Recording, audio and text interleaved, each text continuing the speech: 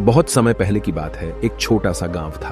उस गांव में दो भाई रहा करते थे। बड़ा भाई अंधा था, जिस कारण वो हमेशा घर पर ही बैठा रहता था, और छोटा भाई खेती किया करता था। लेकिन खेतों में अधिक जानवर आने से पूरी फसलें नष्ट हो जाती थीं, जिस कारण छोटा भाई बहुत परेशान हो चुका था।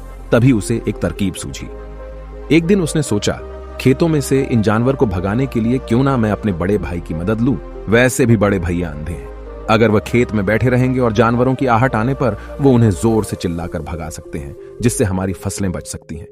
इसलिए उन्हें मैं खेत में बिठा देता हूं। ये सब सोच विचार करने के बाद उसने अपने खेत में ही एक छोटी सी झोपड़ी तैयार की और अपने अंधे भाई को उस खेत में बिठा दिया और उनसे कहा, भैया, यदि कोई जानवर की आहट आपको सुनाई दे तो आप जोर जोर से चिल्लाना। ये सुनकर वो जानवर यहां से भाग जाएंगे और हमारी फसलें नष्ट होने से बच जाएगी। बड़ा भाई अपने छोटे भाई की बात मान लेता है और वो उस दिन से खेत में ही रहना शुरू कर देता है। जब भी किसी जानवर की आहट उसे सुनाई देती तो वो तुरंत जोर जोर से चिल्लाना शुरू कर देता, जिससे वो जानवर उसके खेतों से भाग जाते। ऐसा करते करते कई दिन बीत चुके थे। तभी एक दिन उसके खेत में एक हिरण भागता हुआ आता है और वह खेत के बांध को तोड़कर वहां से भाग गया। लेकिन उसी हिरण का पीछा करते हुए एक राजा भी उस खेत में आ पहुंचा। तभी राजा की नजर उस अंधे भाई पर पड़ती है। राजा उस व्यक्ति से कहता है, देखो, मैं यहां पर एक जानवर का पीछा करते हुए आया हूं। क्या तुमने उस जानवर को यहां पर देखा है? इस पर वो व्यक्ति कहता है, हे राजन, मैं तो अंधा हूं। मैं भला किसी जानवर को कैसे देख सकता हूं? लेकिन मैं आपको इतना जरूर बता सकता हूं कि जो जानवर मेरे खेतों से होकर भागा है वो आपके लायक नहीं है। आप उसके पीछे अपना समय यूं ही व्यस्त कर रहे हैं। राजा उस अंधे व्यक्ति की बात सुनकर बड़ा अचरज में पड़ गया। वो ये सोचने लगा कि आखिर ये तो अंधा है, फिर इसे कैसे पता कि जिस हिरन को मैं तलाश रहा हूं वह हिरन मेरे लायक है ही नहीं। ये अंधा व्यक्ति मुझे कैसे बता सकता है? तभी राजा उस अंधे व्यक्ति से कहता है, कहीं तुम मुझसे झूठ तो नहीं कह रहे? एक तरफ तुम ये कहते हो कि तुम अंधे हो और दूसरी तरफ तुम ये भी कह रहे हो कि जो जानवर यहां से भागा है वो मेरे लायक नहीं है। इस पर वो अंधा व्यक्ति कहता है, हे राजन, जिसे आप एक हिरण समझ रहे हैं, असल में वो एक हिरण नहीं है बल्कि एक हिरणी है, और वो भी गर्भवती है। और जहां तक मुझे ज्ञान है, मैंने कभी किसी राजा को किसी गर्भवती हिरणी का शिकार करते हुए नहीं सुना है। और इसी कारण मैं आपसे ये कह रहा हूं कि वो हिरणी आपके लायक नहीं है। आप उसके पीछे अपना समय व्यर्थ ना करें। यह सुनकर राजा और भी अचरज में पड़ गया। वो ये सोचने लगा कि आखिर ये अंधा आदमी ये कैसे जान सकता है कि वो हिरणी है और गर्भवती है। राजा कुछ देर सोच विचार करने के बाद अपने सेनापति से कहता है, सेनापति जी, मुझे वो जानवर जिंदा चाहिए, क्योंकि मुझे यह पता करना है क्या वह हिरणी है और क्या वह गर्भवती है। क्योंकि यह अंधा आदमी बहुत विश्वास के साथ कह रहा है और मुझे इस बात की पुष्टि करनी है। यदि वह हिरणी हुई और गर्भवती हुई तो वह हमारे शिकार के लायक नहीं है, क्योंकि हम तो एक हिरण का पीछा कर रहे थे। इसलिए जाओ और पता करो कि क्या वो हिरणी है। सेनापति राजा से आज्ञा लेकर आगे की ओर बढ़ चलता है और कुछ देर बाद जब वह वापस लौट कर आता है तो वह राजा को कहता है, हे राजन, इस अंधे आदमी ने जो भी बातें कही हैं वो बिल्कुल सही हैं। वो एक हिरणी ही है और वह गर्भवती भी है। यह सुनकर राजा आश्चर्यचकित रह गया। उसे समझ नहीं आ रहा था कि आखिर अंधा आदमी कैसे पता कर सकता है कि वह जानवर एक हिरणी है, और तो और वह गर्भवती है। भला एक अंधा आदमी यह कैसे देख सकता है? यह कैसे जान सकता है? आखिर इसे यह कैसे पता चला? ऐसे कई सारे प्रश्न अब राजा के मन में उमड़ने लगे। अब राजा ने यह ठान लिया था कि मुझे इस बात की तह तक पहुंचना ही है कि आखिर यह अंधा आदमी कैसे जानता है कि वह जानवर एक हिरणी है। यह सोचकर राजा उस अंधे आदमी के पास जाता है और उस अंधे आदमी से कहता है, देखो, मैं ये तो नहीं जानता कि तुम सचमुच अंधे हो या नहीं, लेकिन मैं तुमसे एक बात जानने आया हूं। क्या तुम मेरे प्रश्न का सही सही जवाब दोगे? इस पर अंधा व्यक्ति कहता है, हे राजन, आप जो कुछ पूछना चाहते हैं मुझसे पूछ सकते हैं। मैं आपको बिल्कुल सच सच जवाब दूंगा। इस पर राजा कहता है, देखो, एक तो तुम कहते हो कि तुम अंधे हो और दूसरी तरफ तुमने यह बता दिया कि जिस जानवर का पीछा मैं कर रहा हूं वह एक हिरणी है, और तो और वह गर्भवती भी है। आखिर तुम्हें यह कैसे पता चला? तुम्हारे खेत में और भी तो जानवर आते होंगे, और भी तो जानवर यहां से गुजरते होंगे, फिर तुमने यह कैसे अंदाजा लगाया? तभी वह अंधा व्यक्ति राजा से कहता है, हे राजन, आप जिस हिरणी का पीछा कर रहे थे वही हिरणी जब मेरे खेत में आई, उसकी रफ्तार और उसके भागने की आहट से मुझे यह एहसास हो चुका था कि यह एक हिरणी है। और मेरे खेत की जो बांध है वह बहुत छोटी है, उसकी ऊंचाई ज्यादा नहीं है। यदि कोई हिरण होता तो उस बांध को बड़ी आसानी से लांघ जाता, लेकिन वह हिरणी इस बांध को तोड़कर भागी है, और यदि वह इस बांध को छलांग लगाकर पार करने का प्रयास करती तो इससे उसके बच्चे को खतरा होता, और इसी बात से मैंने यह पता लगा लिया कि वह गर्भवती है। इस कारण वह ज्यादा ऊंची छलांग न लगाकर मेरे खेत की बांध को तोड़ते हुए भाग गई। इस पर राजा के मन में एक और प्रश्न उठा। राजा ने कहा, किंतु तुम्हें कैसे पता चला कि वो एक हिरणी ही है? और भी तो कोई जानवर यहां पर आ सकते हैं। इस पर वो अंधा व्यक्ति कहता है, हे राजन, मैं पूरा दिन सुबह शाम यहीं पर बैठा रहता हूं और मेरी सुनने की शक्ति बहुत तेज है। मैं ये बाफ जाता हूं कि कौन सा जानवर मेरे खेत में आया है, और उसी के आधार पर मैं जोर जोर से चिल्लाता हूं ताकि वो मेरे खेत से भाग जाए और मेरे खेत की फसलों को नष्ट न कर पाए। राजा उस अंधे आदमी का यह जवाब सुनकर पूरी तरह से संतुष्ट हो चुका था। वो मन ही मन ये सोच रहा था कि आदमी भले ही अंधा हो, लेकिन ये तो बड़ा ज्ञानी मालूम पड़ता है। इस आदमी से कुछ ना कुछ तो काम निकलवाना ही चाहिए। ये विचार लिए हुए राजा वहां से वापस अपने महल की ओर लौट जाता है। राजमहल पहुंचते ही राजा उस अंधे व्यक्ति से कहता है, आप तो बड़े ज्ञानी व्यक्ति है, आपको किसी भी बात का पता बड़ी आसानी से चल जाता है। आज मैंने आपको यहां पर इसलिए बुलाया है क्योंकि मैं आपसे ये जानना चाहता हूं कि मेरी पत्नी पतिव्रता है या नहीं। इस पर वो अंधा व्यक्ति कहता है, हे राजन, ये कैसा प्रश्न हुआ? इस पर राजा कहता है, मैंने आपसे बिल्कुल उचित प्रश्न किया है, मुझे इस प्रश्न का उत्तर दीजिए। इस पर वो अंधा व्यक्ति कहता है, हे राजन, ये सारी बातें जाने दीजिए। आपकी शादी को इतने साल बीत चुके हैं और अब आप ये बात क्यों जानना चाहते हैं? आपके मन में ऐसे प्रश्न क्यों उठ रहे हैं? इस पर राजा जिद करते हुए कहता है, देखिए, आपको मुझे इस प्रश्न का उत्तर तो देना ही होगा। यदि आप मुझे इस प्रश्न का उत्तर नहीं देंगे तो मैं आपको मृत्युदंड दे दूंगा। राजा के मुख से यह बात सुनकर वो अंधा व्यक्ति कहता है, हे राजन, यदि आप इस प्रश्न का उत्तर चाहते हैं तो उसके लिए आपको मेरा एक काम करना होगा।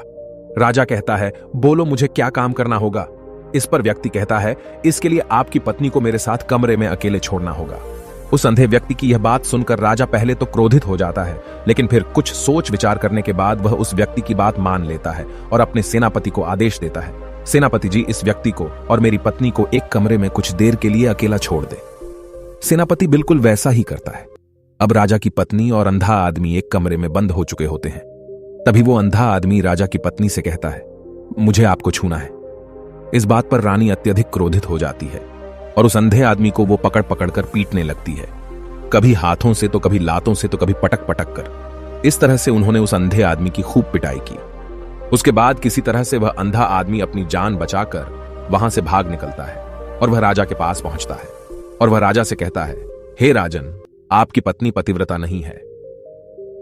यह बात सुनकर राजा अत्यधिक क्रोधित हो उठता है और राजा अपनी तलवार निकालकर सीधा अपनी पत्नी की ओर जाता है और क्रोधित होकर वह अपनी रानी से कहता है, रानी जी, आज मैं जो भी सवाल आपसे करने वाला हूं उसका मुझे सच सच जवाब दीजिएगा, और यदि आपने एक शब्द भी झूठ कहा तो मैं आपका अभी के अभी सर धड़ से अलग कर दूंगा। तभी आगे वह राजा कहता है, मुझे बताइए, क्या आप पतिव्रता हैं या नहीं? इस पर रानी कहती है, हे राजन, आप भले ही मुझे जान से मरवा दीजिए, लेकिन मैं पतिव्रता नहीं हूं। राजा यह बात सुनकर बहुत खुश हुआ, क्योंकि उस अंधे आदमी ने जो भी कहा था वह बिल्कुल सच था। यह बात सुनकर तुरंत ही राजा उस आदमी के पास पहुंचता है और आकर उस अंधे आदमी से कहता है, तुम्हें कैसे पता चला कि मेरी पत्नी पतिव्रता नहीं है? इस पर वह अंधा आदमी कहता है, हे राजन, बड़ी सीधी सी बात है, मैंने तो आपकी पत्नी से बस इतना ही कहा था कि मुझे आपको छूना है, और इस बात पर वह इतना क्रोधित हो उठी कि उन्होंने गुस्से में आकर मुझे लात घूंसों से पीटना शुरू कर दिया। और भला कोई औरत किसी और मर्द को कैसे छू सकती है? लेकिन उन्होंने न आव देखा न ताव, बस लात घूंसे मुझ पर बरसाने शुरू कर दिए। वह भी तो एक छूना ही हुआ, और एक पतिव्रता नारी कभी भी पराये मर्द को नहीं छूती।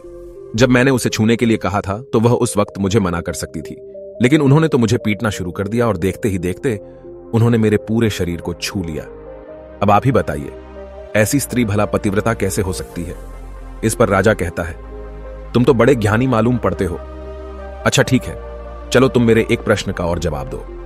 यदि तुमने मुझे इस प्रश्न का सही सही जवाब दे दिया तो मैं तुम्हें यहां से जाने दूंगा। आगे राजा उस अंधे आदमी से कहता है कि तुम मुझे यह बताओ, क्या मैं सच में अपने पिताजी का ही बेटा हूं या फिर किसी और का? इस पर वह अंधा भी कहता है, हे राजन, इस बात से आपका क्या लेना देना? आप किसी की भी औलाद हो, आखिर आप हैं तो इस राज्य के राजा, इसलिए इस प्रश्न को जाने दीजिए।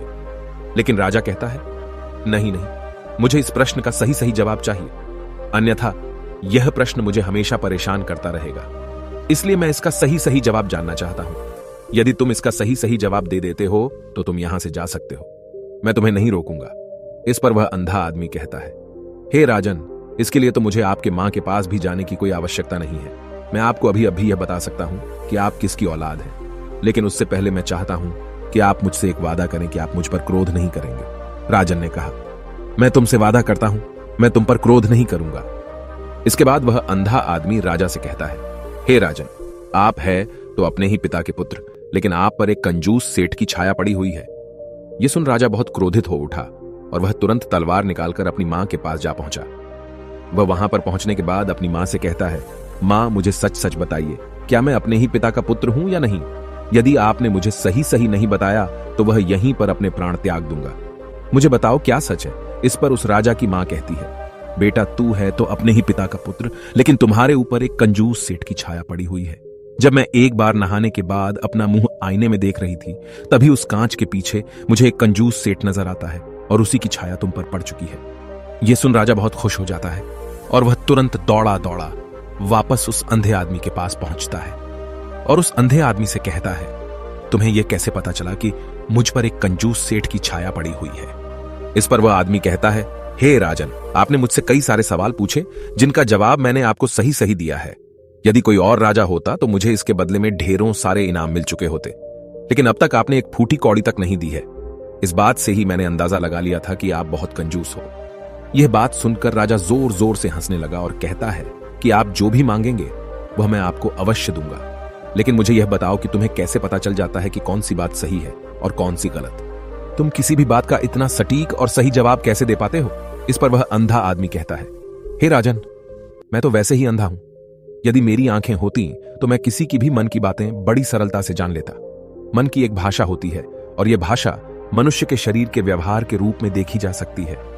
उसकी आंखों से, उसके होठों से, उसके काम करने के तरीके से, उसकी क्रियाओं से पता किया जा सकता है कि उसके मन में क्या चल रहा है। उसके आधार पर हम किसी के भी मन की बातें जान सकते हैं, लेकिन मैं तो अंधा हूं, मैं देख नहीं सकता, इसलिए मैं क्रियाओं से देखता हूं।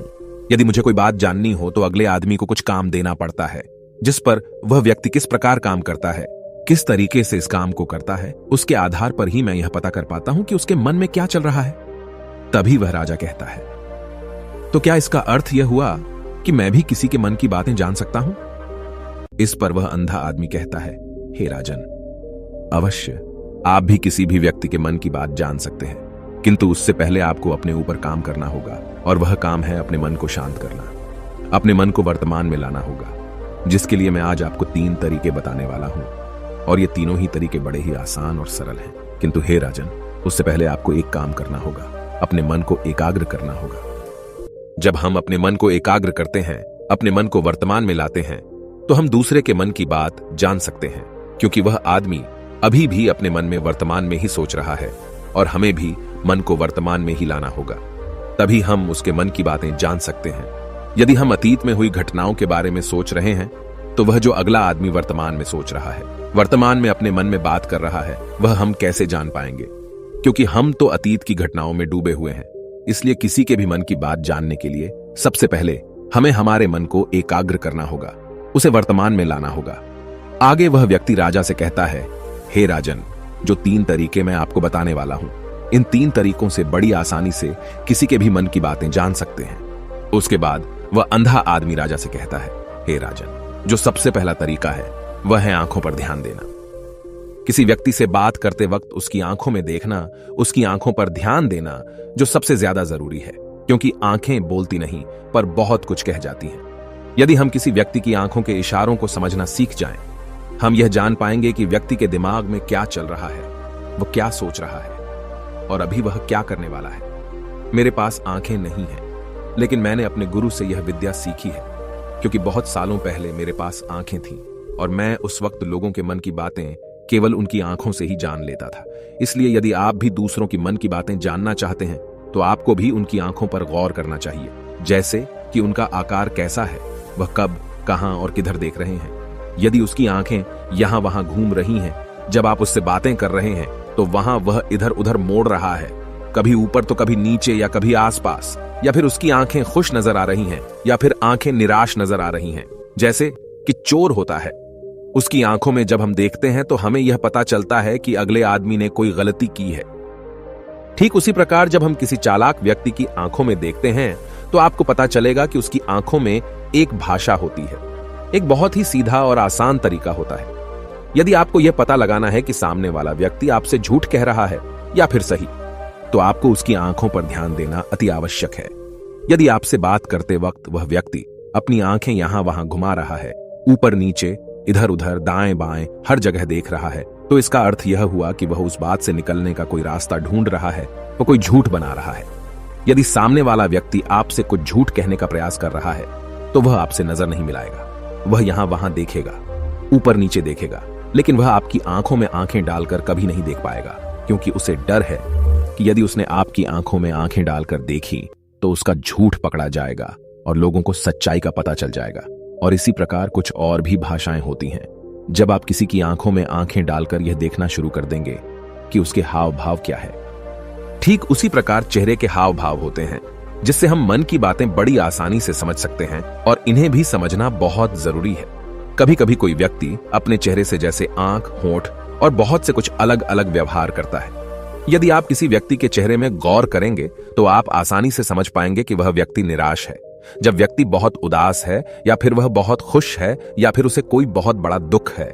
वह अपने अंदर क्या महसूस कर रहा है, ये सारी बातें हम उसके चेहरे के हाव भाव से पता कर सकते हैं। फिर चाहे इंसान जुबान से कुछ बोले या ना बोले, लेकिन आप उसके चेहरे से सब कुछ पता कर सकते हैं।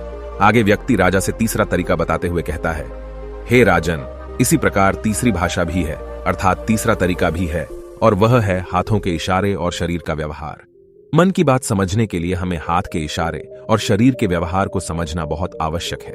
कोई व्यक्ति जब बात करता है तो आपने देखा होगा कि वो अपने हाथों को हिलाता रहता है, अपने हाथों से इशारा करता रहता है। बातों के साथ साथ अपना शरीर का जो व्यवहार है, अर्थात बॉडी लैंग्वेज, उसका भी पूरा उपयोग करता है, जिससे हमें यह पता चल पाता है कि वह व्यक्ति हमारी बातों पर कितना ध्यान दे रहा है और उसके मन में क्या चल रहा है। शरीर के व्यवहार को देखने के लिए उसके हाथ मटकाने, शरीर मटकाने और चेहरे पर बार बार हाथ लाने, हाथों का एक दूसरे से मसलना, ऐसी बहुत सी क्रियाएं होती हैं, उस पर हमें ध्यान देना अति आवश्यक है। मन की बात को समझने के लिए हमें शरीर के व्यवहार को भी समझना पड़ता है। यदि हम इन तीन तरीकों को सही तरीके से ध्यान देकर इन तीन तरीकों को अच्छे से समझ लेते हैं, तो हम बहुत जल्दी किसी भी व्यक्ति के मन की बातें बड़ी सरलता और सहजता से जान सकते हैं। इसलिए यदि आपको किसी के मन की बातें जानी है, तो आपको उसकी आंखों पर, उसके चेहरे पर, उसके शरीर के हाव भाव को और उसके हाथों को ध्यानपूर्वक देखना और समझना होगा, जिससे आप यह समझ पाएंगे कि आखिरकार उसके मन में क्या चल रहा है और वह क्या सोच रहा है। लेकिन उनसे पहले आपको अपने मन को एकाग्र करना होगा, शांत करना होगा और अपने मन को वर्तमान में लाना होगा। तभी आप उस व्यक्ति की इन सभी क्रियाओं पर ध्यान दे पाएंगे, उन्हें समझ पाएंगे।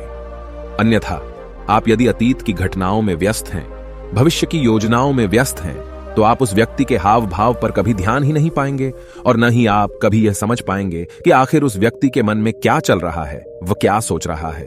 आपने देखा होगा कि ऐसे कई बड़े संत महात्मा हैं जो बड़ी ही शांति से आपको देखते हैं और आपको देखकर ही ये बता देते हैं कि आपके मन में क्या चल रहा है, आप उनसे क्या जानने आए हैं। और इसका सबसे बड़ा प्रमुख कारण यही है कि वह आपको पढ़ सकते हैं, आपको समझ सकते हैं, आपकी मन की बातें जान सकते हैं, क्योंकि उनका मन एकाग्र है, शांत है, और यही कारण है कि वह आपके मन की बातें बड़ी सरलता से समझ जाते हैं।